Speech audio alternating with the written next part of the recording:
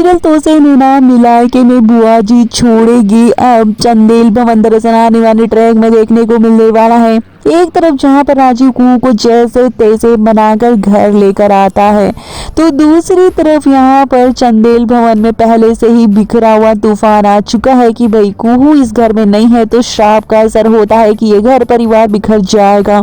देखने को मिलने वाला है कि बुआ जी को यहाँ पर देव नारायण उल्टी सीधी कड़वी बातें कह देता है कि हमारे घर के मामलों में आपको पढ़ने की दीदी कोई जरूरत नहीं है।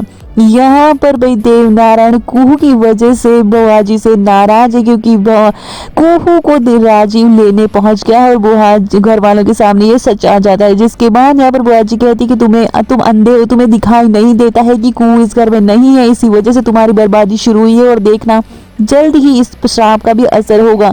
लेकिन देवनारायण उस पर भड़क जाता और कहेगा कि भाई दीदी आपको इस घर के मामलों में पढ़ने की जरूरत नहीं है और अब इस घर के फैसले मैं ही लूंगा, और बुआ जी को उनके औकात दिखाते नजर आता है। जिसके बाद बुआ जी का दिल बुरी तरह से टूट जाता है कि आज तक देवनारायण ने उससे किसी तरह से ऐसे बात नहीं की, लेकिन इस बार उसने ये सब कुछ कह के बुआ जी का दिल तोड़ दिया है। और इसके बाद बुआ जी फैसला कर लेती है कि वो इस घर को छोड़कर जाएंगे। लेकिन तभी होगी राजीव और कुहू की एंट्री, और यहाँ पर राजीव और कुहू दोनों ही बुआ जी के सामने हाथ जोड़कर उन्हें रोकते नजर आएंगे। और यहाँ पर राजीव बुरी तरह से देवनारायण पर भड़केगा और कहेगा कि बुआ जी का इस पर घर पर हिस्सा है।